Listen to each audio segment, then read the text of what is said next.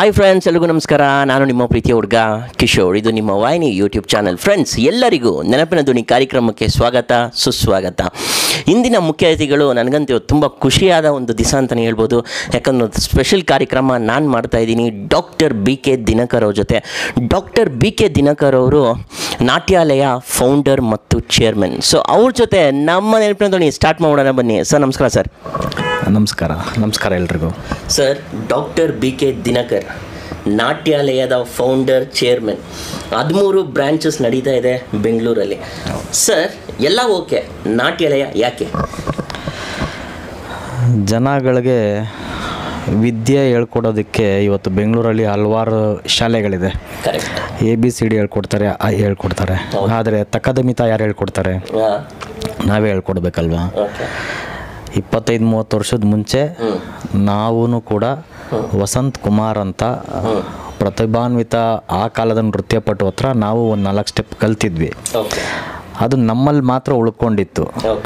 ಅದನ್ನು ನಾವು 4 ಜನಕ್ಕೆ ಹೇಳ್ಕೊಟ್ಟು ಆ 4 ಜನನ ರೆಡಿ ಮಾಡಿ ಅದು 400 ಜನಕ್ಕೆ ತಲುಪೋ ರೀತಿ ಮಾಡಬೇಕು ಅಂತಂದರೆ ಈ ಥರ ಒಂದು ನಾಟ್ಯಾಲಯ ಅನ್ನೋ ಸಂಸ್ಥೆನ ಹುಟ್ಟಾಕಲೇಬೇಕಾಗಿತ್ತು. ಆ ಪ್ರಯತ್ನದಲ್ಲಿ ಈ ಸಂಸ್ಥೆನ ಸ್ಥಾಪನೆ ಮಾಡಿದ್ದೀವಿ. ಸರ್, ನಾವು ಇವಾಗಲೇ ನಿಮ್ಮ ಆಫೀಸಿಗೆ ಬಂದಿದ್ವಿ. ಹಲವಾರು ಬಹುಮಾನಗಳಿಗೆ ನೀವು ಪಾತ್ರರಾಗಿದ್ದೀರಾ, ವಿಜೇತರಾಗಿದ್ದೀರಾ. ಸೊ ಇದೆಲ್ಲ ಯಾವ ರೀತಿ ಸರ್? ಯಾಕಂದರೆ ಯಾವುದೇ ಒಂದು ಸ್ಟೂಡೆಂಟ್ ಬಂದ್ರೂ ಎಲ್ಲರೂ ಹಾರ್ಡ್ ವರ್ಕ್ ಬದಲು ಸ್ಮಾರ್ಟ್ ವರ್ಕ್ ಮಾಡೋಣ, ಶಾರ್ಟ್ಕಟ್ ಏನಾದರೂ ಇದೆಯಾ ಅಂತ ಕೇಳ್ತಾರೆ. ಬಟ್ ನಿಮ್ಮ ವಿದ್ಯಾರ್ಥಿಗಳ ಹತ್ರ ನಾವು ಕೇಳಿದಾಗ, ಸರ್ ಯಾವುದೇ ರೀತಿ ಶಾರ್ಟ್ಕಟ್ ಇಲ್ಲ, ಸ್ಮಾರ್ಟ್ ವರ್ಕ್ ಇಲ್ಲ, ಇದರಲ್ಲಿ ಎಲ್ಲ ಹಾರ್ಡ್ ವರ್ಕಿಂದನೇ ನಮಗೊಂದು ಪ್ಲ್ಯಾಟ್ಫಾರ್ಮ್ ಸಿಕ್ಕಿರೋದು, ನಾಟ್ಯಾಲಯನೇ ನಮಗೊಂದು ಪ್ಲ್ಯಾಟ್ಫಾರ್ಮ್ ಅಂತಾರೆ ಸರ್. ಅದು ಅವರೆಲ್ಲರೂ ನನ್ನ ಮೇಲೆ ಇಟ್ಟಿರೋ ಪ್ರೀತಿ ಮೊದಲನೇದು. ಆಮೇಲೆ ಎರಡನೇದು, ಶಾರ್ಟ್ಕಟ್ಟಲ್ಲಿ ಯಾವತ್ತೂ ಸಕ್ಸಸ್ ಸಿಗೋದಕ್ಕೆ ಸಾಧ್ಯ ಇಲ್ಲ. ಜನಗಳಲ್ಲಿ ಅದೊಂದು ತಪ್ಪು ಭಾವನೆ ಇದೆ, ಎಲ್ಲನೂ ಹೀಗೆ ಬಂದ್ಬಿಡತ್ತೆ ಅಂತ. ಆ ಥರ ಯಾವುದೂ ಬರಲ್ಲ. ತುಂಬ ಕಷ್ಟ ಬಿದ್ದರೆ ಮಾತ್ರನೇ ಏನಾದರೂ ಫಲ ಸಿಗೋಕ್ಕೆ ಸಾಧ್ಯ. ನಾವು ಸುಮಾರು ವರ್ಷ ಇದೇ ಫೀಲ್ಡಲ್ಲಿದ್ವಿ. ಯಾವತ್ತೂ ನಾವು ಆ ಅವಾರ್ಡ್ ಬೇಕು, ಈ ಅವಾರ್ಡ್ ಬೇಕು ಅಂತ ಹುಡ್ಕೊಂಡು ಹೋದವರೇ ಅಲ್ಲ. ಬಟ್ ಅವರೇ ಕರೆದು ಕೊಡ್ತಾ ಇದ್ದಾರೆ. ಏನೋ ಬುದ್ಧ ಭೀಮಾ ಅವಾರ್ಡು, ಡಾಕ್ಟ್ರೇಟ್ ಅಂತೂ ನನಗೆ 3 ಯೂನಿವರ್ಸಿಟಿ ಅವರು ಡಾಕ್ಟ್ರೇಟ್ ಕೊಟ್ಟಿದ್ದಾರೆ. So but I can't keep doctor Dinakar. ಎಷ್ಟು ಯೂನಿವರ್ಸಿಟಿ ಅವ್ರು ಕೊಟ್ಟರು, 1 ಸಿಂಗಲ್ ಡಾಕ್ಟರ್.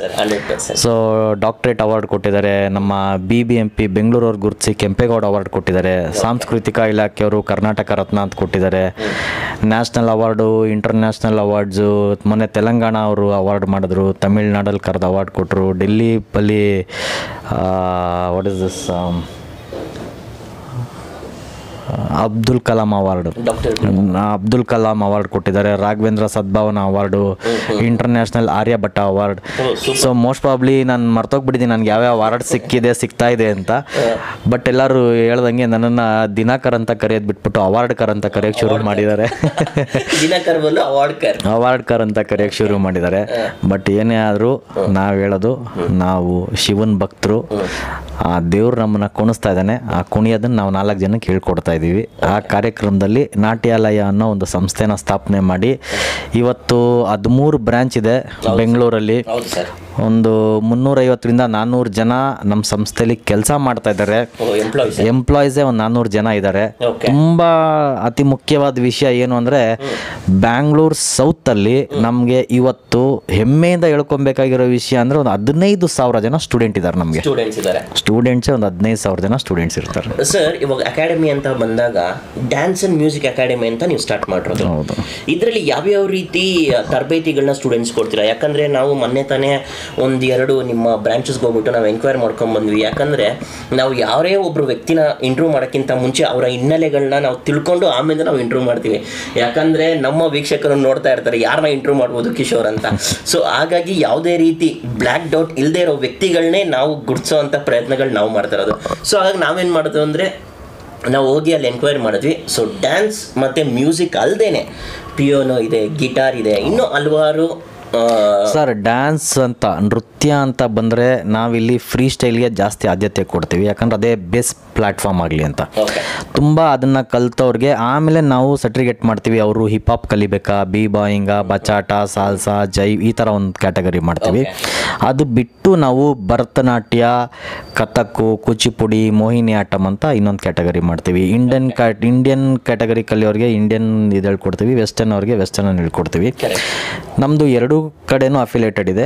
ನಮ್ಮದು ಕರ್ನಾಟಕ ಓಪನ್ ಯೂನಿವರ್ಸಿಟಿಲಿ ಅಫಿಲೇಷನ್ಸ್ ಇದೆ, ಅದು ಭರತನಾಟ್ಯ ಹೇಳ್ಕೊಡ್ತಾರೆ. ಪ್ರಯಾಗು ಗಂಧರ್ವ ಯೂನಿವರ್ಸಿಟಿಯಲ್ಲಿ ಅಫಿಲೇಷನ್ಸ್ ಇದೆ, ಅದರಲ್ಲಿ ನಾವು ಲಕ್ನೋ ಘರಾನ, ಜೈಪುರಿ ಘರಾನ ಅಂತ ಕಥಕ್ ಡ್ಯಾನ್ಸಸ್ನ ಹೇಳ್ಕೊಡ್ತೀವಿ. ಕೂಚಿಪುಡಿ, ಮೋಹಿನಿ ಆಟಮು, ಯಕ್ಷಗಾನ ಇದನ್ನೆಲ್ಲ ಹೇಳ್ಕೊಡ್ತೀವಿ. ಪ್ಲಸ್ ಬಾಲಿವುಡ್ ಸಾಂಗ್ಸು ಇವತ್ತಿನ ಟ್ರೆಂಡ್ ತುಂಬ ಜಾಸ್ತಿ. ಯಾರು ಏನೇ ಬಂದರೂ ನಮಗೆ ಸಿನಿಮಾ ಸಾಂಗ್ಸನ್ನು ಹೇಳ್ಕೊಡ್ತೀರಾ ಅಂತ ಕೇಳ್ತಾರೆ. ಸೊ ಮೋರ್ ಎವರ್ ಅದನ್ನು ಹೇಳ್ಕೊಡ್ತೀವಿ. ಸ್ವಲ್ಪ ಪಾಶ್ ಪೀಪಲ್ಸು ಅಥವಾ ಔಟ್ಸೈಡಿಂದ ಬಂದಿರೋಂಥವ್ರು ನಾವು ಸಾಲ್ಸ ಕಲಿಬೇಕು, ಬಚಾಟ ಕಲಿಬೇಕು ಅಂತಾರೆ. ಸೊ ಅವ್ರಿಗೆ ಆ ಥರ ಹೇಳ್ಕೊಡ್ತೀವಿ. ಮೋರ್ ಎವರ್ ಇವತ್ತು ನಾವು ಪ್ಲಸ್ ಹೇಳಬೇಕು ಅಂದರೆ ಡ್ಯಾನ್ಸ್ ಪ್ಲಸ್ ನಾವು ಮ್ಯೂಸಿಕ್ ಹೇಳ್ಕೊಡೋದ್ರಿಂದ ಮ್ಯೂಸಿಕಲ್ಲಿ ನಾವು guitar, keyboard, drums, violin, vocal, flute ಎಲ್ಲ ಹೇಳ್ಕೊಡ್ತೀವಿ. ಸೊ ನಮ್ಮದು ವಿಶೇಷ ಏನು ಅಂದರೆ ನಮ್ಮದೇ exam centre. We are affiliated with Trinity university of London. So ಈ ಅಫಿಲೇಷನ್ಸ್ ಇರೋವಂಥದ್ದು ಬೆಂಗಳೂರಲ್ಲಿ ತುಂಬ ಕಮ್ಮಿ ಶಾಲೆ ಇದೆ, ಅದರಲ್ಲಿ ನಮ್ಮದು ಒಂದು. ಬಟ್ ನಮ್ಮದೇನು ಅಂತಂದರೆ ಇಲ್ಲಿನ ಕಲ್ತಿರೋ ವಿದ್ಯಾರ್ಥಿಗಳಿಗೆ ಇದೇ ಎಕ್ಸಾಮ್ ಬೋರ್ಡು. ಸೊ ಸುತ್ತಮುತ್ತ ಯಾರೆಲ್ಲೇ ಕಲ್ತ್ರೂ ಹೌದು, ಇಲ್ಲಿ ಯಾರಾದರೂ ಸುತ್ತಮುತ್ತ ಇರೋರು ಗಿಟಾರ್, ಕೀಬೋರ್ಡ್ ಎಲ್ಲ ಕಲಿತಾ ಇದ್ರೆ ಅವರು ಕೂಡ ಇಲ್ಲೇ ಬಂದು ಎಕ್ಸಾಮ್ ಬರೀಬೇಕು, ಟ್ರಿನಿಟಿ ಎಕ್ಸಾಮ್ದಾದರೆ. ಸೊ ನಮ್ಮಲ್ಲೇ ಕಲಿತಾ ಇದ್ದವ್ರಿಗೆ ಅದು ಇನ್ನೂ plus point. So Trinity London university exams ನಡೆಯುತ್ತೆ, ಅಲ್ಲಿಂದನೇ ಸರ್ಟಿಫಿಕೇಟ್ಸ್ ಎಲ್ಲ ಬರುತ್ತೆ. So plus apart from that ನಾವು ಬೆಳಿಗ್ಗೆ ಹೊತ್ತು ಫ್ರೀ ಇರೋದ್ರಿಂದ ಲೇಡೀಸ್ಗಳಿಗೆ ಯೋಗ ಸೆಂಟರ್ ಅಂತ ಮಾಡಿದ್ದೀವಿ, ಫ್ರೀ ಕ್ಯಾಂಪ್ಸ್ ಅಂತ ಮಾಡ್ತೀವಿ. ಪ್ಲಸ್ ಜುಂಬಾ, ಇವತ್ತಿನ ಟ್ರೆಂಡ್ ಪ್ರಕಾರ ಏರೋಬಿಕ್ಸು ಜುಂಬಾ ಅಂತಾರೆ. ಅವ್ರು ಏರೋಬಿಕ್ಸನ್ನು ಮರ್ತೋಗಿರ್ತಾರೆ, ಯಾರೇ ಬಂದರೂ ನಿಮ್ಮಲ್ಲಿ ಜುಂಬಾ ಇದೆಯಾ ಅಂತ ಕೇಳ್ತಾರೆ. ಸೊ ಎಲ್ಲ ಬ್ರಾಂಚಲ್ಲೂ ಜುಂಬಾ ಹೇಳ್ಕೊಡ್ತೀವಿ. ಮತ್ತು ಇವಾಗ ಅಷ್ಟೇ ಎಕ್ಸಾಕ್ಟಾಗಿ ಯಾಕಂದರೆ ಅದು ಮ್ಯೂಸಿಕ್ ಆನ್ ಮಾಡಿರೋದು ನಾನು ನೋಡಿದ್ದೀನಿ, ಮ್ಯೂಸಿಕ್ ಆನ್ ಮಾಡಿ ಅವ್ರು ಡ್ಯಾನ್ಸ್ ಮಾಡೋದನ್ನ ನೋಡಿದ್ದೀನಿ. ಅದರಲ್ಲಿ ಫ್ರೀ ಸ್ಟೈಲ್ ಡ್ಯಾನ್ಸಿಂಗ್ ಇಲ್ಲ. ನಿಮ್ಮ ಪ್ರಶ್ನೆನೇ ತುಂಬ ಒಳ್ಳೆ ಪ್ರಶ್ನೆ. ವಾಟ್ ಈಸ್ ಜುಂಬಾ ಅಂತ ತುಂಬ ಜನಕ್ಕೆ ಗೊತ್ತಿಲ್ಲದೆ ಇರೋವಂಥ ವಿಷಯ ಇದು. ಕೆಲವ್ರು ಏನು ಮಾಡ್ತಾರೆ, ಏರೋಬಿಕ್ಸ್ ಮಾಡಿಸ್ತಾರೆ ಅಥವಾ ಕಾಪಿ ಡ್ಯಾನ್ಸ್ ಅಂತ ಮಾಡಿಸ್ತಾರೆ. ಈ ಕಾಪಿ ಡ್ಯಾನ್ಸನ್ನೇ ಜನ ಜುಂಬಾ ಅನ್ಕೊಂಡ್ಬಿಡ್ತಾರೆ. ಅವನು ಬಾಲಿವುಡ್ ಸಾಂಗ್ಸು, ಕನ್ನಡ, ತಮಿಳು ಯಾವ ಸಾಂಗ್ ಆದರೂ ಹಾಕ್ಬಿಟ್ಟು ಡ್ಯಾನ್ಸ್ ಹೇಳ್ಕೊಟ್ಬಿಡ್ತಾ ಇರ್ತಾನೆ. ಅವ್ನು ಮಾಡ್ದಂಗೆ ಬೇರೆಯವ್ರು ಮಾಡ್ತಾ ಇರ್ತಾರೆ. ಬಟ್ ಜನ ಅದನ್ನ ಜುಂಬಾ ಅಂತ ಅನ್ಕೊಳ್ತಾರೆ. But that is not. See, Zumba is Latin based dance fitness workout. So ಇದರಲ್ಲಿ ನಾವು ಸಾಲ್ಸಾ ಆಡ್ತೀವಿ. ಭಾರತೀಯರು ಏನ್ ಮಾಡ್ತಾರೆ ಅಂದ್ರೆ ಜಿಮ್ಗೆ ಹೋಗ್ಬಿಟ್ಟು ಫಿಟ್ನೆಸ್ ಕಲಿತಾರೆ. ಅದೇ ರೀತಿ ಇಟಾಲಿಯನ್ ಅವರು ಜುಂಬಾ ಅನ್ನೋದು ಫಿಟ್ನೆಸ್ಗೋಸ್ಕರ. ಜುಂಬಾ ಅನ್ನೋದು 100% ಫಿಟ್ನೆಸ್ ವರ್ಕೌಟ್. ಸಿ, ನಾವು ಏರೋಬಿಕ್ಸ್ ಅಲ್ಲಿ ಪರ್ ಅವರ್ 600 ಕ್ಯಾಲರೀಸ್ ಬರ್ನ್ ಮಾಡ್ತೀವಿ. ಡ್ಯಾನ್ಸ್ ಫಿಟ್ನೆಸ್ ಅಲ್ಲಿ 750 ಕಿಲೋನ ಬರ್ನ್ ಮಾಡ್ಬೋದು. 900 ಕ್ಯಾಲೋರೀಸ್ನ ಮಿನಿಮಮ್ಮು ನಾವು ಜುಂಬಾಲ್ ಮಾಡ್ಬೋದು. ಯಾಕಂದರೆ ಜುಂಬಾ ಈಸ್ ನಾನು ಮೊದಲೇ ಹೇಳ್ದಂಗೆ ಲ್ಯಾಟಿನ್ ಬೇಸ್ಡ್ ಫಿಟ್ನೆಸ್ ವರ್ಕೌಟ್. ಅದು ಇದರಲ್ಲಿ ಸಾಲ್ಸಾ, ಬಚಾಟ, ಜೈವ್, ಜಾಜ್, ಮೆರಿಂಗೆ ಅಂತ ಲ್ಯಾಟಿನ್ ಶೈಲಿಯ ನೃತ್ಯಗಳನ್ನ ಫಿಟ್ನೆಸ್ಗೆ ಅಳವಡಿಸಿ ಅದರದೇ ರೀತಿಯಾದಂಥ ನೃತ್ಯ ಪ್ರಕಾರಗಳನ್ನ ಇದಕ್ಕೆ ಅಳವಡಿಸಿರ್ತಾರೆ. So Zumba is totally different. ಇದು ಕಾಪಿ ಡ್ಯಾನ್ಸು ಅಲ್ಲ ಅಥವಾ ಬೇರೆ ಥರ ಕಾರ್ಯಕ್ರಮನೂ ಏರೋಬಿಕ್ಸ್ ಅಲ್ಲ. So Zumba is Latin based fitness workout which is very good actually. ತುಂಬ ಹೈ ಎಂಡ್ ಅಲ್ಲಿ ಕ್ಯಾಲರೀಸ್ದು ಬೇಗ ಬರ್ನ್ ಆಗುತ್ತೆ. ವಾರದಲ್ಲಿ 2 ರಿಂದ 3 ದಿವಸ ಮಾಡಿದ್ರೆ ಸಾಕೋದು. It is not necessity every day ಮಾಡಬೇಕು ಅನ್ನೋದೇನಿರಲ್ಲ. ಯಾಕಂದರೆ ತುಂಬ ಕ್ಯಾಲರೀಸ್ ಬರ್ನ್ ಆಗೋದ್ರಿಂದ ಆಲ್ಟರ್ನೇಟ್ ಡೇಸ್ ಮಾಡೋದು ತುಂಬ ಒಳ್ಳೆಯದು. ಓಕೆ ಸರ್, ಇವಾಗ ನಾಟ್ಯಾಲಯ ಅಂತ ಬಂದಾಗ ಎಷ್ಟೋ ಜನ ಬೇರೆ ಬೇರೆ ತರಬೇತಿಗಳು ಕೊಡ್ತಾನೆ ಇದ್ದಾರೆ. ಯಾಕಂದರೆ ಎಷ್ಟೋ ಮ್ಯೂಸಿಕ್ ಕ್ಲಾಸ್ಗಳಿದೆ, ಎಷ್ಟೋ ಡ್ಯಾನ್ಸ್ ಕ್ಲಾಸ್ಗಳಿದೆ. ಬಟ್ ನಾಟ್ಯಾಲಯ ಒಂಥರ ಡಿಫ್ರೆಂಟ್ ಅಂತ ಏನಕ್ಕೆ ನಾನು ಕಂಡುಕೊಂಡೆ ಅಂದರೆ, ಯಾರೇ ಒಂದು ಸ್ಟೂಡೆಂಟು ಬಂದು ಕಲ್ತ್ರೂ ಅವ್ರಿಗೆ ಒಂದು ಅವಕಾಶ ಅಂತ ನೀವು ರೂಪಿಸಿ ಅವ್ರಿಗೊಂದು ಸ್ಟೇಜ್ ಕೊಡ್ಬೋದು, ಅಥವಾ ಒಂದು ಬಾಲಿವುಡ್ಡಲ್ಲೋ ಹಾಲಿವುಡ್ಡಲ್ಲೋ ಏನೋ ಒಂದು ಅವಕಾಶ, ಚಿಕ್ಕ ಪುಟ್ಟ ಅವಕಾಶ ಆದ್ರೂ ಅವರು ಅದನ್ನು ರೂಪಿಸ್ಕೊಂಡು ವಿದೇಶಗಳಲ್ಲಿ, ನಿಮ್ಮ ಸ್ಟೂಡೆಂಟ್ಸ್ಗಳು ಎಷ್ಟೋ ಜನ ವಿದೇಶಗಳಲ್ಲಿ ಅವರು ವರ್ಲ್ಡ್ ವೈಡ್ ಎಂಟರ್ಟೈನರ್ಗಳಾಗಿ ಹೋಗ್ಬಿಟ್ಟಿದ್ದಾರೆ ಅಲ್ವಾ. ಸೊ ಹಾಗಾಗಿ ನಾಟ್ಯಾಲಯ ಅಂತ ಬಂದಾಗ ಒಂದು ಪ್ಲ್ಯಾಟ್ಫಾರ್ಮ್ ಥರ ಕೊಡೋ ಅಂಥ ಒಂದು ಏನಂತಾರೆ, ಒಂದು ಸುವರ್ಣ ಅವಕಾಶ ಅಂತ ನಾನು ಹೇಳ್ಬೋದು ಸರ್. ನಾವು ಇದೆಲ್ಲದರದ್ದು ಪ್ರಯತ್ನ ಪಡ್ತೀವಿ. ಫಲಗಳೆಲ್ಲ ಅವ್ರ ತಂದೆ ತಾಯಿ ಆಶೀರ್ವಾದ, ದೇವರ ಆಶೀರ್ವಾದಕ್ಕೆ ಬಿಟ್ಟಿದ್ದು. ನಮ್ಮಲ್ಲಿ ಕಲ್ತಿರೋ ಅಂಥ ಹಲವಾರು ಮಕ್ಕಳು ಇವಾಗ ನೋಡಿ, ಮೊನ್ನೆ ಪ್ರೀತಮ್ ಲೆಕ್ಕ ತಗೊಳ್ಳಿ, ಅವನು ಡ್ಯಾನ್ಸ್ ಕರ್ನಾಟಕ ಡ್ಯಾನ್ಸ್ ವಿನ್ನರು. ಆಯ್ತಲ್ಲ. ಡ್ರಾಮಾ ಜೂನಿಯರ್ಸ್ ವಿನ್ನರು, ನಮ್ಮಲ್ಲಿ ಕಲ್ತಿರುವಂಥ ಹಲವಾರು ಪ್ರತಿಭೆಗಳು ಡ್ರಾಮಾ ಜೂನಿಯರ್ಸ್ಗೆ ಹೋಗಿದ್ದಾರೆ, dance Karnataka dance, dance India, ತುಂಬ ಕಾರ್ಯಕ್ರಮಗಳಿಗೆ ಹೋಗಿದ್ದಾರೆ, ಸ್ಪರ್ಧಿಗಳಾಗಿದ್ದಾರೆ, ಕೆಲವ್ರು ಗೆದ್ದಿದ್ದಾರೆ. ನಮಗೆ ಅದು ತುಂಬ ಖುಷಿ. ತುಂಬ ಜನ ಅಡ್ವರ್ಟೈಸ್ಮೆಂಟ್ ಇಂಡಸ್ಟ್ರಿಗೆ ಹೋಗಿದ್ದಾರೆ, ತುಂಬ ಜನ ಮಾಡೆಲ್ಸ್ಗಳಾಗಿದ್ದಾರೆ, ಮಿಸ್ ಇಂಡಿಯಾ, ಮಿಸ್ ಕರ್ನಾಟಕ ಏನೇನೋ ಆಗಿದ್ದಾರೆ, ಸಿನಿಮಾ ಕ್ಷೇತ್ರದಲ್ಲಿದ್ದಾರೆ. ನಮ್ಮಲ್ಲಿ ಕೆಲಸ ಮಾಡುವಂಥವ್ರು ಡ್ಯಾನ್ಸರ್ಸ್ಗಳಾಗಿ ಕನ್ನಡ ಇಂಡಸ್ಟ್ರಿಲೂ ವರ್ಕ್ ಮಾಡ್ತಾ ಇದ್ದಾರೆ. ಅದೆಲ್ಲ ನಮಗೆ ತುಂಬ ಹೆಮ್ಮೆ ತರುವಂಥ ವಿಷಯ. ಆ್ಯಕ್ಚುಲಿ ಇಲ್ಲಿ ಕಲ್ತಿರೋಂಥ ಮಕ್ಕಳಿಗೆ ಅವ್ರದ್ದೇ ಆದಂಥ ಒಂದು ಪ್ಲಾಟ್ಫಾರ್ಮ್ ಸಿಕ್ಕಿ ಅವರೆಲ್ಲ ಹೋಗಿ ನಾವು ನಾಟ್ಯಲ ಸ್ಟೂಡೆಂಟ್ಸ್ ಅಂತ ಹೇಳ್ಕೊಳ್ತಾರಲ್ವ, ಅದು ನಮಗೆ ಖಂಡಿತ ಹೆಮ್ಮೆ. ಯಾಕಂದರೆ ನಾವು ನಿಮ್ಮ ವಿಕಿಪೀಡಿಯಾನ ನಾನು ಓದಿದೆ. ಓಕೆ, ಡಾಕ್ಟರ್ BK ದಿನಕರ್ ಅಂತ ಟೈಪ್ ಮಾಡಿದ ತಕ್ಷಣ ನಿಮ್ಮ ವಿಕಿಪೀಡಿಯಾ ಓಪನ್ ಆಯಿತು. ವಿಕಿಪೀಡಿಯಾದಲ್ಲಿ ಏನಂತ ನೀವು ಅದರಲ್ಲಿ ಮೆನ್ಷನ್ ಮಾಡಿದ್ರ ಅಂದರೆ, ಎಷ್ಟೋ ಜನ ಎಲೆಮರೆ ಕಾಯಿಗಳಿಗೆ ಒಂದು ನಾಟ್ಯಾಲಯ ಸ್ಟಾರ್ಟ್ ಮಾಡಬೇಕು, ಯಾಕಂದರೆ ನಾನು ಅವಕಾಶ ವಂಚಿತನಾಗಿದ್ದೀನಿ, ಅಂಥವರು ಇನ್ನು ಮುಂದಕ್ಕೆ ಆಗಬಾರ್ದು ಅನ್ನೋ ಒಂದು ಉದ್ದೇಶದಿಂದ ನಾಟ್ಯಾಲಯ ಬಂದಿರೋದು ಹುಟ್ಟಿರೋ ಒಂದು ಇದು ನಾನು ವಿಕಿಪೀಡಿಯಾದಲ್ಲಿ ನೋಡಿದೆ. ಅದು ನಿಜಾನ ಏನು ಸರ್?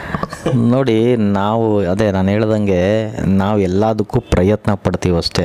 ಎಲ್ಲ ಭಗವಂತನ ಆಶೀರ್ವಾದ ಆಗಿಬಿಟ್ರೆ ಬೇರೆ ಏನೂ ಇರಲ್ಲ. ಈಗ ತುಂಬ ಜನಕ್ಕೆ ನಾವು ಅವಕಾಶ ಕೊಟ್ಟಿದ್ದೀವಿ, ಬಟ್ ಅದರಲ್ಲಿ ಅತಿ ಉತ್ತಮವಾದ ಒಬ್ಬ ಒಳ್ಳೆ ಡ್ಯಾನ್ಸರ್ ಇರ್ತಾನೆ. ಅವನು ಡ್ಯಾನ್ಸ್ ಕಲ್ತ್ಬಿಟ್ಟಿರ್ತಾನೆ, ಬೈ ಫ್ಲೂಕ್ ಕಲ್ತ್ಬಿಟ್ಟಿರ್ತಾನೆ. ಹಿಂಗೆ ಯೂಟ್ಯೂಬ್ ನೋಡ್ಕೊಂಡು ಅವ್ರದ್ದು ನೋಡ್ಕೊಂಡು ಅವ್ನು ಪ್ರೊಫೆಷ್ನಲಾಗಿ ಕಲ್ತಿರಲ್ಲ, ಬಟ್ ಅವ್ನು ಒಳ್ಳೆ ಡ್ಯಾನ್ಸರ್, ಅವ್ನು ಒಳ್ಳೆ ಕಲಾವಿದ.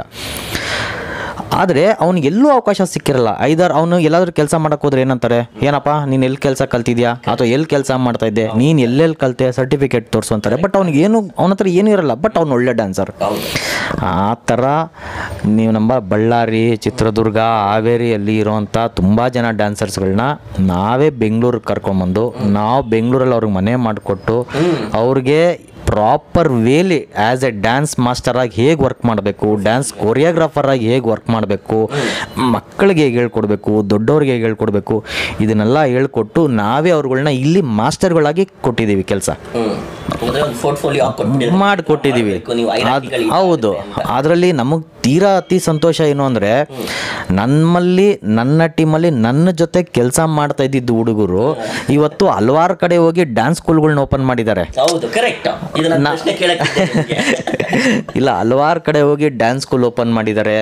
ನಾಟ್ಯಾಲಯ ಅನ್ನೋ ಒಂದು ಇನ್ಸ್ಟಿಟ್ಯೂಟಿಂದ ಇವತ್ತು ಬೆಂಗಳೂರಲ್ಲಿ 10 ಇನ್ಸ್ಟಿಟ್ಯೂಟ್ ಆಗಿದೆ. ನನ್ನ ಮಾತ್ರ ಕೆಲಸ ಮಾಡ್ತಾ ಇದ್ದವರು ಇನ್ನೂ ಹಲವಾರು ಡ್ಯಾನ್ಸ್ ಸ್ಕೂಲ್ ಓಪನ್ ಮಾಡಿದ್ದಾರೆ. ಇವಾಗ ಎಕ್ಸಾಂಪಲ್ಗೆ ನನ್ನ ತೀರಾ ಆತ್ಮೀಯ ಮಗನ ಥರ ನೋಡ್ಕೊಳ್ಳೋಂಥ ವಿಜಯ್, ನಾವೇ ಇಲ್ಲಿ ಒಂದು 10 ವರ್ಷ ಕೆಲಸ ಮಾಡಿದ ಹುಡುಗ, ಸ್ವೇ ಅಂತ ಒಂದು ಡ್ಯಾನ್ಸ್ ಸ್ಕೂಲ್ ಓಪನ್ ಮಾಡ್ದ. ಸಂಜಯ್ ಅಂತ ನಮ್ಮ ತೀರಾ ಆತ್ಮೀಯ ಹುಡುಗ ನಾಟ್ಯಂ ಅಂತ ಒಂದು ಮಾಡ್ದ. ಜೀವಿತ ಮತ್ತು ಪುನೀತ್ ಅಂತ ನಮ್ಮ ಟೀಮ್ ಹುಡುಗರು HSRಲ್ಲಿ DNA ಅಂತ ಮಾಡಿದ್ದಾರೆ. ಲೆಕ್ಕ ಹಾಕ್ಬಿಟ್ರೆ VDS ಅಂತ ನನ್ನ ಫ್ರೆಂಡ್ ಉದಯ್ ಮಾಡಿದ್ದಾನೆ. ನೋಡಿ, ಕಾಂಪಿಟೇಟರ್ ಅಂತ ಅನ್ನಿಸ್ಕೊಂಡ್ರೆ ತುಂಬ ತಪ್ಪಾಗ್ಬಿಡುತ್ತೆ.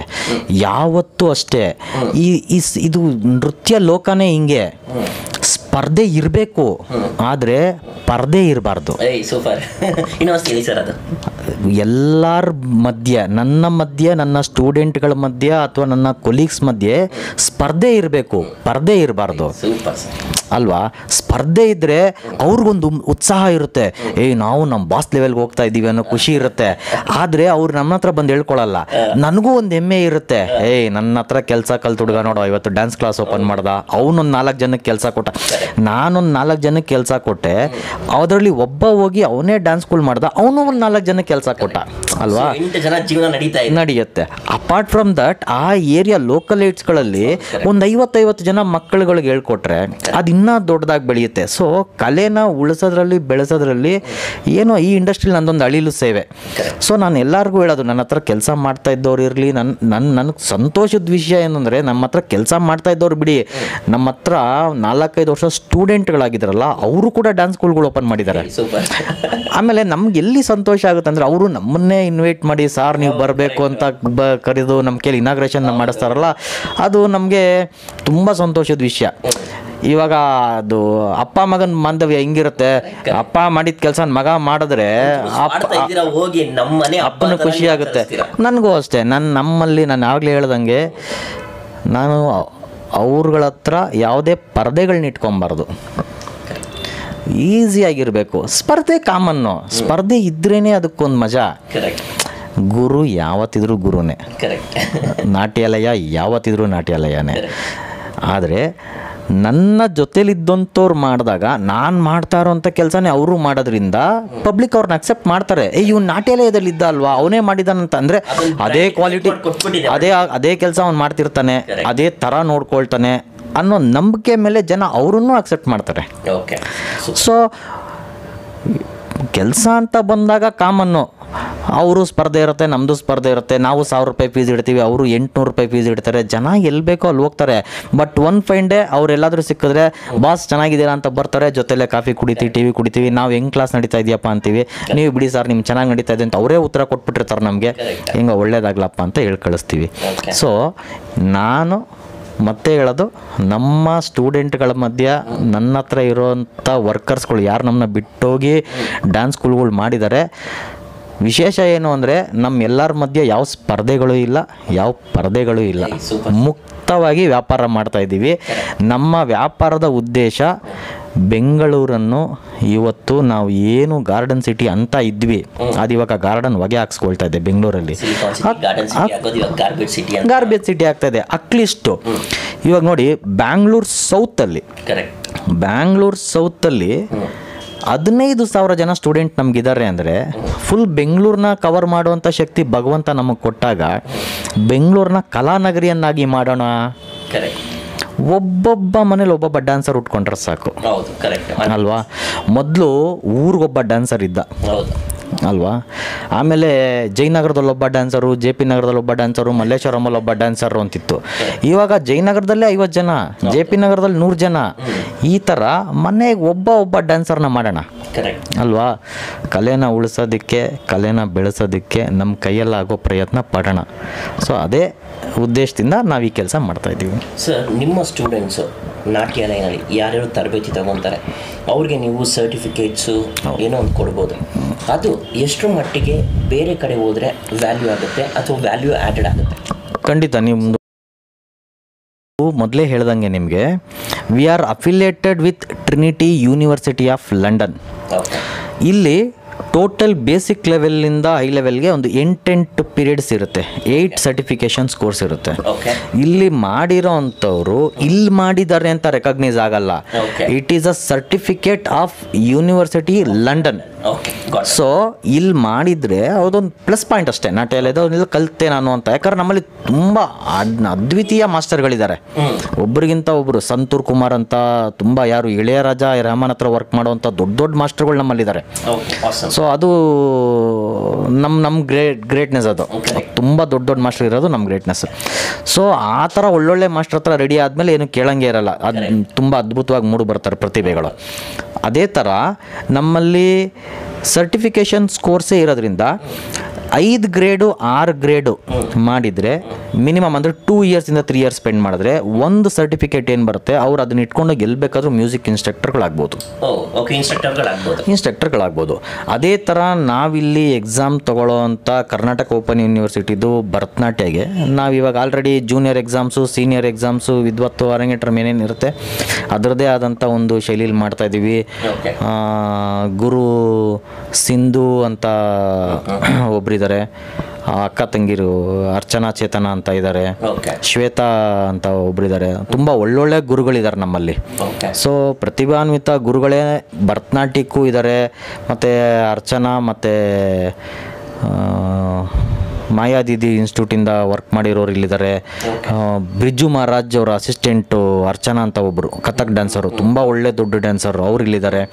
ಸೊ ನಾವೆಲ್ಲ ಯೂನಿವರ್ಸಿಟಿಗಳಲ್ಲಿ ಅಫಿಲಿಯೇಷನ್ಸ್ ಆಗಿರೋದ್ರಿಂದ we give them a certificate like bachelor degree, BA, MA ಈ ಥರ ಡಿಗ್ರಿ ಎಕ್ಸಾಮ್ಸ್ಗಳನ್ನೇ ಮಾಡ್ತೀವಿ. So junior exams, senior exams ಎಲ್ಲ ಇರುತ್ತೆ. ಅವ್ರು ಇಲ್ಲಿ ಪಾಸ್ ಮಾಡಿದ್ಮೇಲೆ ಆಮೇಲೆ ನಮ್ಮಲ್ಲಿ ಏನು ಅಂತಂದರೆ, ನೀವು ನಂಬಲ್ಲ, 16ರಿಂದ 17 ವರ್ಷದ ಹುಡುಗ ಇದ್ದಾನೆ, ಅವನು ಆಲ್ರೆಡಿ 6 ಗ್ರೇಡ್ ಎಕ್ಸಾಮ್ ಮಾಡಿದ್ದಾನೆ. ನಮ್ಮಲ್ಲಿ 5 ವರ್ಷದಿಂದ ಇದ್ದಾನೆ, 6 ಗ್ರೇಡ್ ಎಕ್ಸಾಮ್ ಮಾಡಿದ್ದಾನೆ. ಅವನು ನಮ್ಮಲ್ಲೇ ಡ್ರಮ್ಸ್ ಮಾಸ್ಟ್ರು, ಇಲ್ಲೇ ಕಲ್ತಿದ್ದಿಲ್ಲೇ. 5 ವರ್ಷದಿಂದ ಕಲ್ತಿದ್ದಿಲ್ಲ, ಆ ಹುಡುಗನೇ ನಮ್ಮಲ್ಲಿ ಡ್ರಮ್ಸ್ ಮಾಸ್ಟ್ರು. ಸೊ ಆ ಥರ ಮಾಸ್ಟರ್ಗಳು ಆ ಥರ ದೊಡ್ಡ ಮಟ್ಟದಲ್ಲಿ ಕಲಿತಾಗ ಅವ್ರಿಗೆ ಅವಕಾಶಗಳನ್ನ ಕೂಡ ನಾವೇ ಕೊಡ್ತೀವಿ. ಓಕೆ. ಯಾಕಂದ್ರೆ ನಮ್ಮದು ಸೆಂಟರ್ಸ್ ತುಂಬ ಜಾಸ್ತಿ ಇರೋದ್ರಿಂದ ಸೊ ಆ ಥರ ಕೂಡ ನಾವು ಇಲ್ಲೇ ಕೆಲಸ ಕೊಡ್ತೀವಿ. ಇಲ್ಲಿ ಕಲ್ತವ್ರಿಗೆ ಎಲ್ಲರಿಗೂ 2-3 ಥರ, ಕೆಲವರು ಅವ್ರ ಸೆಲ್ಫ್ ಸ್ಯಾಟಿಸ್ಫ್ಯಾಕ್ಷನ್ಗೋಸ್ಕರ ಕಲಿತಾರೆ, ಕೆಲವರು ತಂದೆ ತಾಯಿ ಇಷ್ಟಕ್ಕೋಸ್ಕರ ಕಲಿತಾರೆ, ಇನ್ನು ಕೆಲವರು ಇದನ್ನು ಸೀರಿಯಸ್ ಆಗಿ ತೊಗೊಂಡು ಇದನ್ನೇ ಪ್ರೊಫೆಷ್ನಲ್ ಆಗಿ ಮುಂದುವರ್ಸ್ಕೊಂಡು ಹೋಗಬೇಕು ಅನ್ನೋ ಇದರಿಂದ ತಗೊಳ್ತಾರೆ. ಬಟ್ ಆ ಥರ ಪ್ರೊಫೆಷ್ನಲ್ ಆಗಿ ತೊಗೊಳ್ಬೇಕು ಅಂತ ಯಾರ್ಯಾರು ನಮ್ಮಲ್ಲಿ ಅಭ್ಯಾಸ ಮಾಡಿದ್ದಾರೆ, ಮಾಡ್ತಾ ಇದ್ದಾರೆ, ಅವ್ರೆಲ್ಲರಿಗೂ ಒಳ್ಳೊಳ್ಳೆ ಕಡೆ ಕೆಲಸ ಸಿಗ್ತಾ ಇದೆ, ಪ್ಲಸ್ ನಮ್ಮಲ್ಲೂ ಕೊಡ್ತಾ ಇದ್ದೀವಿ. ಓಕೆ ಸರ್, ಯಾರಾದರೂ ನಿಮ್ಮ ಸ್ಟೂಡೆಂಟ್ ಆಗಿರ್ಬೋದು ಅಥವಾ ನಿಮ್ಮ 13 ಬ್ರಾಂಚ್ಗಳಲ್ಲಿ ಯಾರಾದರೂ ಗಿನ್ನೀಸ್ ರೆಕಾರ್ಡ್ ಮಾಡಿರೋರು ಇದ್ದಾರಾ ಸರ್? ಇದ್ದೇ ಇರ್ತಾರೆ, ಬಟ್ ಯಾವುದು ನಾವೇ ರೆಕಾರ್ಡ್ ಮಾಡಿದ್ದೀವಿ. ಅಂದರೆ ಯಾವ ಥರ ಅಂತಂದರೆ ಲಾಸ್ಟ್ ಇಯರು ಒಂದು ಶೋ ಅಂತ ಮಾಡಿದ್ವಿ, 12 hours non stop dance and music show ಅಂತ ಮಾಡಿದ್ವಿ. ಒಟ್ಟು 1000 ಜನ ಮಕ್ಕಳು, ಒಟ್ಟು 1000 ಜನ ಮಕ್ಕಳ ಜೊತೆಗೆ 12 hour ಕಂಟಿನ್ಯೂಸ್ಲಿ 12 hours ಕಂಟಿನ್ಯೂಸ್ಲಿ ನಾನ್ ಸ್ಟಾಪು ಪ್ರೋಗ್ರಾಮ್ ಅಂತ ಮಾಡಿದ್ವಿ. ಅದರಿಂದ ನಮಗೆ Indian Asian award, Limca award plus 12 hours recognise ಮಾಡಿ ಗಿನ್ನಿಸ್ ಅವಾರ್ಡ್ ಬಂದಿತ್ತು. ಸರ್, ಆ ಪ್ರೋಗ್ರಾಮ್ ನಡೆದಿದ್ದು sir last year February 17th and 18th JP ನಗರ ದುರ್ಗಾ ಪರಮೇಶ್ವರಿ ಗ್ರೌಂಡಲ್ಲಿ ನಡೀತು. ಸೊ ಅದು ರೆಕಗ್ನೈಸ್ಡ್ ಆಗಿ ನಮ್ಗೆ ಅವಾರ್ಡ್ ಬಂದಿತ್ತು. ಓಕೆ ಸರ್, ಇನ್ನೊಂದು ನಾನು ಕೇಳಬೇಕಂತ ಇದ್ದೆ ಪ್ರಶ್ನೆ, ಯಾಕಂದರೆ ಒಂದು ಸ್ಟೇಜ್ ಕ್ರಿಯೇಟ್ ಮಾಡಿದಾಗ, ಒಂದು ಪ್ರೋಗ್ರಾಮ್ ಅಂತ ಕ್ರಿಯೇಟ್ ಮಾಡಿದಾಗ ಈ ಗಿನ್ನಿಸ್ ವರ್ಲ್ಡ್ ರೆಕಾರ್ಡ್ ಅವರು, ಲಿಮ್ಕಾ ಅವಾರ್ಡ್ ಅವರು ಏನಾದರೂ ಬಂದು ಜಡ್ಜ್ಮೆಂಟ್ಗಳು ಕೊಡ್ತಾರಾ? ಅದು ಜಡ್ಜ್ಮೆಂಟು ಅಂದರೆ ಅದು ಜಡ್ಜ್ಮೆಂಟ್ ಕೊಡಲ್ಲ. ಅದಕ್ಕೆ ಪ್ರೊಸೀಜರ್ಸ್ ಇರುತ್ತೆ. ಅಂದರೆ ನಾವು ಯಾರು ಏನು ರೆಕಾರ್ಡ್ ಮಾಡಿಲ್ಲ, ಆ ಥರ ಒಂದು ರೆಕಾರ್ಡ್ ಮಾಡ್ತಾ ಇದ್ದೀವಿ ಅಂತ ನಮಗೆ ಗೊತ್ತಿದ್ರೆ so we can call them, ಈ ಥರ ಮಾಡ್ತಾ ಇದ್ದೀವಿ, ಈ ಥರ ರೆಕಾರ್ಡನ್ನು ಯಾರು ಮಾಡಿಲ್ಲ ಅಂತ. ಆ ಪ್ರೋಗ್ರಾಮ್ ರೆಕಗ್ನೈಸ್ಡ್ ಆದರೆ ಸೊ ಅದು ರೆಕಾರ್ಡ್ ಆಗುತ್ತೆ. ಇವಾಗ ನೋಡಿ ನಾವೇನು ಮಾಡಿದ್ದೀವಿ, 12 hours ವಿತ್ 1000 ಸ್ಟೂಡೆಂಟ್ಸು 80 ಕ್ಯಾಟಗರಿಲಿ ಕಂಟಿನ್ಯೂಸ್ 12 hours ನಾನ್ ಸ್ಟಾಪ್ ಮಾಡಿದ್ವಿ. ಸೊ ಆ ಕೆಲಸನ ಯಾರೂ ಮಾಡಿರಲಿಲ್ಲ. ಸೊ ಅದು ಒಂಥರ ಯೂನಿಕ್ ಆಯಿತು. ಹೌದಪ್ಪ, 12 hours 1000 ಜನ ಮಕ್ಕಳನ್ನ ಇಟ್ಕೊಂಡು 12 hour ಡ್ಯಾನ್ಸು ಮತ್ತು ಮ್ಯೂಸಿಕ್ ಪ್ರೋಗ್ರಾಮ್ನ 80 ಐಟಮ್ಸ್ ಥರ ಸ್ಪ್ಲಿಟ್ ಮಾಡಿ ಕಂಟಿನ್ಯೂಸ್ ಮಾಡೋದು ಅಂತ. ಸೊ ತುಂಬ ಒಳ್ಳೆಯ ರೆಸ್ಪಾನ್ಸ್ ಸಿಕ್ತು. ನಮ್ಮ ಕಾರ್ಯಕ್ರಮಕ್ಕೆ ಯಶ್ ಬಂದಿದ್ದರು, ಪೂಜಾ ಗಾಂಧಿ ಅವ್ರು ಬಂದಿದ್ದರು, ಸಂಜಯ್ ಗೌಡ ಅಂತ ಇದ್ದಾರೆ, ಅವರು ನಮ್ಮ ಆತ್ಮೀಯರು, ಅವ್ರು ಬಂದಿದ್ದರು. ತುಂಬ ಜನ ಒಳ್ಳೊಳ್ಳೆ ಸೆಲೆಬ್ರಿಟೀಸು, ನಮ್ಮ ಸೌಮ್ಯ ರೆಡ್ಡಿ ಮೇಡಮ್ ಬಂದಿದ್ದರು, ವಿಜಯ್ ಕುಮಾರ್ ಸರ್ ಇದ್ದಾಗ ಅವರು ಸಹ ಬಂದಿದ್ದರು, ಮತ್ತು ರಾಮ್ಲಿಂಗ್ ರೆಡ್ಡಿ ಸರ್ ಬಂದಿದ್ದರು, ರಾಮಮೂರ್ತಿ ಸಾರು, ಸೋಮಶೇಖರ್ ಸಾರು, ನಟರಾಜಣ್ಣ ಅವರು. ನಮ್ಮ ಕಾರ್ಯಕ್ರಮಕ್ಕೆ ಆಶೀರ್ವಾದ ಮಾಡೋದಕ್ಕೆ ಅಂತಲೇ ಸುತ್ತಮುತ್ತ ಇರುವಂಥ ಎಲ್ಲ MLAಗಳು, ಕೌನ್ಸಿಲರ್ಗಳು ಮತ್ತು ಜನ ನಾಯಕರು, ಕನ್ನಡಾಭಿಮಾನಿಗಳು, ಡ್ಯಾನ್ಸ್ ಅಭಿಮಾನಿಗಳು ಸುತ್ತ ಬರ್ತಾರೆ, ಒಟ್ಟುಗೂಡ್ತಾರೆ. ನಾವು ಪ್ರತಿ ವರ್ಷ ಇದನ್ನು ಫೆಬ್ರವರಿಲಿ ಮಾಡ್ತೀವಿ, 3rd week or 4th weekಲ್ಲಿ ಮಾಡ್ತೀವಿ. ತುಂಬ ಕಮ್ಮಿ ಅಂದರೆ ಆ ಗ್ರೌಂಡ್ ಕಿಕ್ಕಿರೋ ತುಂಬಿದ್ರೆ 10,000 ಜನ ಮಿನಿಮಮ್ ಕುತ್ಕೊಂಡು ನಿಂತ್ಕೊಂಡು ನೋಡ್ತಾರೆ. ಅಷ್ಟು ಒಳ್ಳೆ ಕಾರ್ಯಕ್ರಮನ ನಾವು ಪ್ರತಿ ವರ್ಷ ಮಕ್ಕಳಿಗಾಗಿ ಮಕ್ಕಳಿಗೋಸ್ಕರ ಈ ಕಾರ್ಯಕ್ರಮನ ಮಾಡ್ತೀವಿ. ಹೌದು, ನಾವು ರಾಜಕೀಯದವ್ರು ಅಲ್ಲದೆ ಇರೋದ್ರಿಂದ, ರಾಜಕೀಯದವ್ರಾದ್ರೆ ಏನಂತಾರೆ, ನಾವು ಜನರಿಂದ ಜನರಿಗಾಗಿ ಮಾಡ್ತಾ ಇದ್ದೀವಿ ಅಂತಾರೆ. ನಮ್ದು ಆಗಲ್ಲ. ನಾವು ಮಕ್ಕಳಿಗೋಸ್ಕರ ಮಕ್ಕಳಿಂದ ಈ ಕಾರ್ಯಕ್ರಮನ ಮಾಡ್ತೀವಿ. ತುಂಬ ಅತಿ ಉತ್ತಮವಾದ ಕಾರ್ಯಕ್ರಮ ಬರುತ್ತೆ. ಇದಕ್ಕೆ ಅವ್ರವ್ರ ತಂದೆ ತಾಯಿದಿರ ಪ್ರೋತ್ಸಾಹ ಇರುತ್ತೆ, ನಮ್ಮ ತಂದೆ ತಾಯಿ ಆಶೀರ್ವಾದ ಇರುತ್ತೆ, ನಮ್ಮ ಮನೆಯವ್ರ ಕೋಆಪರೇಷನ್ ಇರುತ್ತೆ, ಎಲ್ಲ ಸೇರಿ ಮಾತಾಡಿದ್ದು ಬರೀ ಡಾಕ್ಟರ್ BK ದಿನಕರ್ ಅವರ ನಾಟ್ಯಾಲಯದ ಬಗ್ಗೆ. ಇವಾಗ ನಾವು ಮಾತಾಡೋಕೆ ಹೋಗ್ತಾ ಇರೋದು ಡಾಕ್ಟರ್ BK ದಿನಕರ್ ಅವರ ಕುಟುಂಬದ ಬಗ್ಗೆ. ನಿಮ್ಮ ತಂದೆ ತಾಯಿ ಬಗ್ಗೆ ಪರಿಚಯ ಮಾಡಿಕೊಡಿ, ನಿಮ್ಮ ಕುಟುಂಬ, ನಿಮ್ಮ ವಿದ್ಯಾಭ್ಯಾಸ ಎಲ್ಲ ಹೇಳಿ ಸರ್. ಸರ್, ನಾನು ಹುಟ್ಟಿದ್ದು ಬೆಳೆದಿದ್ದು ಮಲ್ಲೇಶ್ವರಂ ಪೈಪ್ಲೈನಲ್ಲಿ. ಅಲ್ಲಿ ಶೇಷಾದ್ರಿಪುರಂ ಸ್ಕೂಲಲ್ಲಿ ನನ್ನ ವ್ಯಾಸಂಗ ಆಯಿತು. ಅದಾದಮೇಲೆ ಮರಿಯಪ್ಪ ಕಾಲೇಜಲ್ಲಿ ಡಿಗ್ರಿ ಮಾಡಿದ್ದೆ. ಸೊ ಅದೇ ಟೈಮಲ್ಲಿ ನಾನು ವಸಂತ್ ಕುಮಾರ್ ಅನ್ನೋರ ಹತ್ರ ಡ್ಯಾನ್ಸ್ ಕಲಿತಾ ಇದ್ದೆ.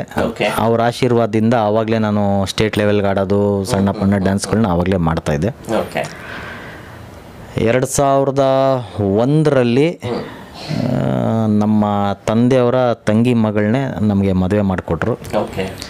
ಅವ್ರ ಹೆಸರು ಸವಿತಾ ಅಂತ. ಸೊ ಮದುವೆ ಆದಮೇಲೆ ನಾವು ಮಲ್ಲೇಶ್ವರಮಲ್ಲಿ ಇರೋಕ್ಕೆ ಇಷ್ಟಪಡಲಿಲ್ಲ. ಇಲ್ಲಿ JP ನಗರದಲ್ಲಿ ನಮ್ಮ ಅಜ್ಜಿ ಅವ್ರದ್ದು ಆ್ಯನ್ಸಿಸ್ಟ್ ಪ್ರಾಪರ್ಟಿ ಇತ್ತು. ಸೊ ಇಲ್ಲೇನಾದರೂ ಇರೋಣ ಅಂತ ಇಲ್ಲಿ ಬಂದ್ವಿ. ಸೊ ಈ ಪೀರಿಯಡಲ್ಲಿ ನಾನು ಡ್ಯಾನ್ಸನ್ನು ಬಿಟ್ಬಿಟ್ಟಿದ್ದೆ. ಓಕೆ. ಸೊ ನಾವೇನೋ ಸಣ್ಣ ಪಣ್ಣ ಅದು ಏನೋ ಸಣ್ಣ ಸಣ್ಣ ಕೆಲಸಗಳು ಮಾಡಿಕೊಂಡು ಏನೋ ಮಾಡ್ತಾಯಿದ್ವಿ. ಸೊ ಡ್ಯಾನ್ಸ್ಗೂ ನಮಗೂ ತುಂಬ ದೂರ ಆಗೋಗ್ಬಿಟ್ಟಿದ್ವಿ. ಯು ಆರ್ ಮೋರ್ ದ್ಯಾನ್ 10-12 98ಅಲ್ಲಿ ನಾನೊಂದು ಸ್ಟೇಟ್ ಲೆವೆಲ್ ಪ್ರೈಸ್ ಮಾಡಿದ್ದೆ, 98ಅಲ್ಲಿ ಲಾಸ್ಟ್. ಓಕೆ. ಆ 98 ಆದಮೇಲೆ 98ಇಂದ 2011ವರೆಗೂ ನಾನು ಡ್ಯಾನ್ಸ್ ಆಗಲಿ ಡ್ಯಾನ್ಸ್ ಇಂಡಸ್ಟ್ರಿಗಾಗಲಿ ಬಂದವನೇ ಅಲ್ಲ. ನನಗೆ ಗೊತ್ತೂ ಇಲ್ಲ ಅದ್ರ ಬಗ್ಗೆ, ಕಂಪ್ಲೀಟಾಗಿ ಮರ್ತೋಗ್ಬಿಟ್ಟಿದ್ದೆ. ಸರ್ ಬೇಸಿಕಲಿ ನಾನು ಅವಾಗ ಡ್ಯಾನ್ಸರು, ಬಟ್ ಸಣ್ಣ ಸಣ್ಣ ಕಾರ್ಯಕ್ರಮಗಳಿಗೆ ಒಂದು 5-5 ಜನ 6-6 ಜನನ ಗ್ರೂಪ್ ಮಾಡಿ ಕೊರಿಯೋಗ್ರಫಿ ಮಾಡ್ತಾ ಇದ್ವಿ. ಹೌದೌದು, ಆ ಥರ ಹೋಗ್ಬಿಟ್ಟು ಕೊರಿಯೋಗ್ರಫಿ ಮಾಡ್ತಾ ಇದ್ವಿ. 98 ಆದಮೇಲೆ 99ಇಂದಾನೇ ನಾನು ಸ್ವಲ್ಪ ಬೇರೆ ಕೆಲಸಗಳು, ನಮ್ದು ಒಂಚೂರು ಮಿನರಲ್ ವಾಟರ್ ಪ್ಲ್ಯಾಂಟ್ಸ್ ಮಾಡೋದು, ಬೇರೆ ಬೇರೆ ಕಮರ್ಷಿಯಲ್ ಆಗಿ ನನ್ನನ್ನು ಅಳವಡಿಸ್ಕೊಂಡು ಬ್ಯುಸಿ ಆಗಿಬಿಟ್ಟೆ. ಸೊ 2001ಅಲ್ಲಿ ಮದುವೆ ಮಾಡಿಕೊಟ್ರು. ನಮ್ಮ ವೈಫ್ ಸವಿತಾ ಅವ್ರನ್ನ ಕರ್ಕೊಂಡು ನಾವು JP ನಗರಕ್ಕೆ ಶಿಫ್ಟ್ ಆದೆ.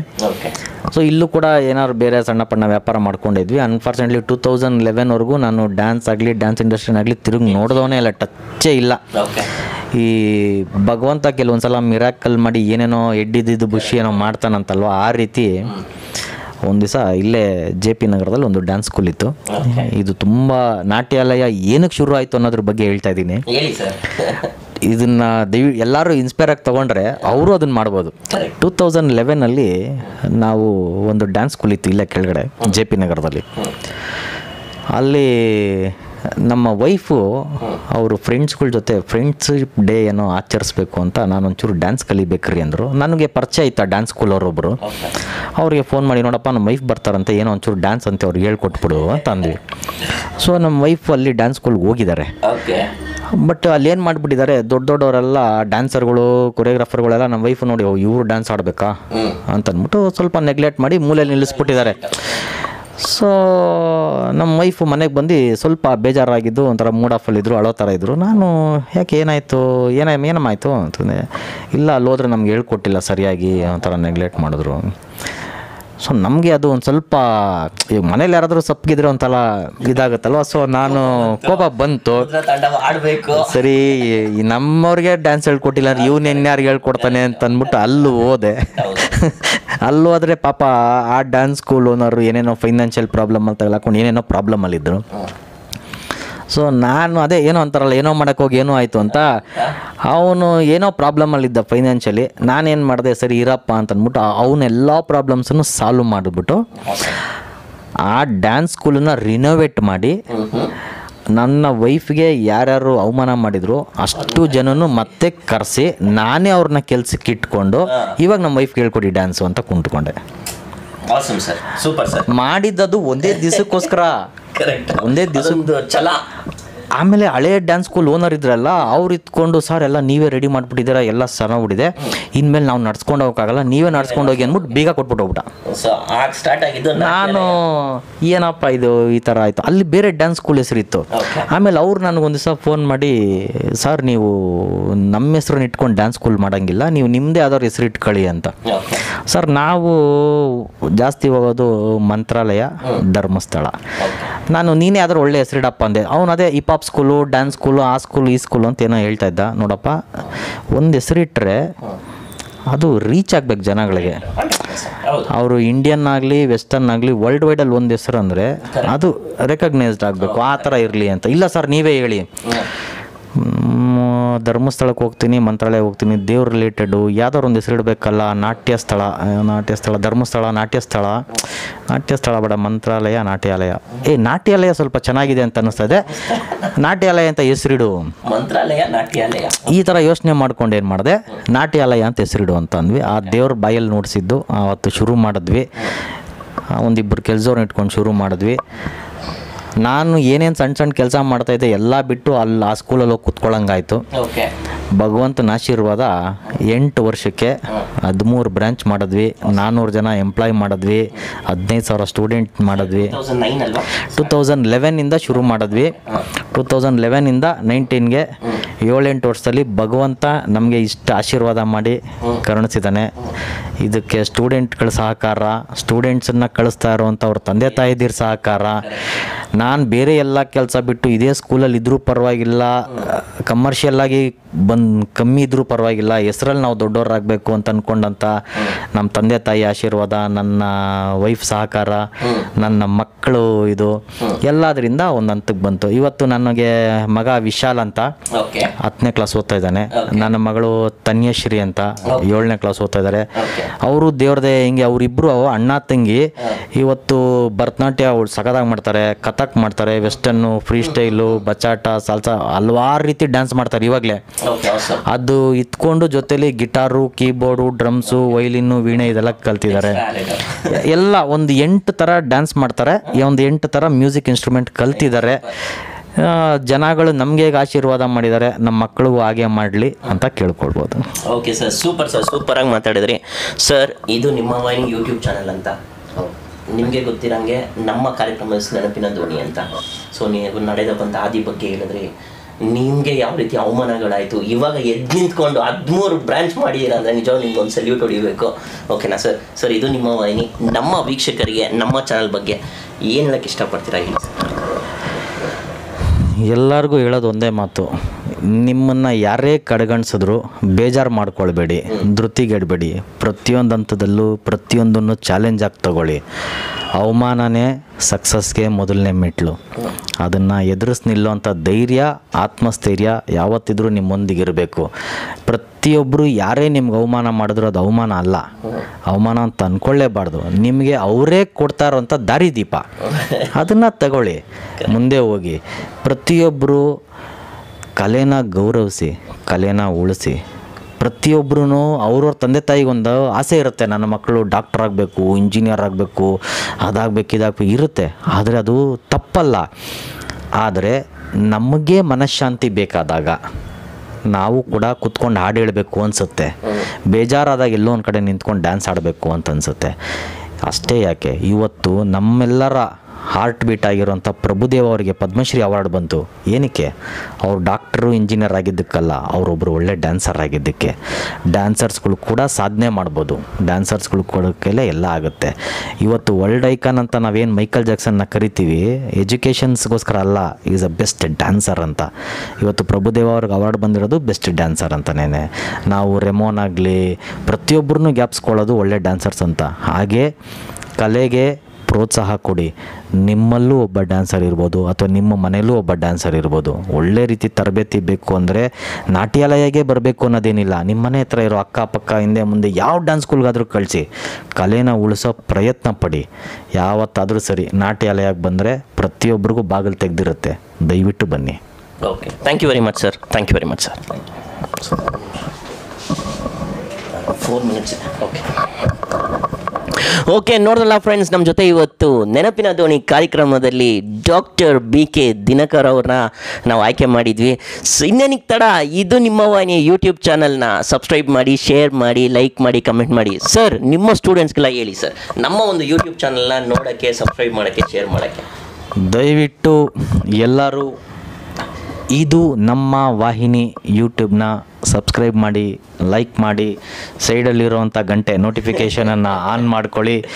ನಂತರನೇ ಕಷ್ಟಪಟ್ಟು ಇಷ್ಟಪಟ್ಟು ಮುಂದೆ ಬಂದಿರೋವಂಥ ಪ್ರತಿಯೊಬ್ಬ ಹಾರ್ಡ್ ವರ್ಕರ್ನ ಬೆಂಬಲಿಸಿ. ಇವತ್ತು ನಾನೇ ಮಾತಾಡ್ತಾ ಇದ್ದೀನಿ, ಇದೇ ಜಾಗದಲ್ಲಿ ನಾಳೆ ಕೂತ್ಕೊಂಡು ನೀವು ಮಾತಾಡ್ತೀರಾ ಅಲ್ವಾ? Thank you. Okay sir. Sir thank you very much sir. Thank you very much sir.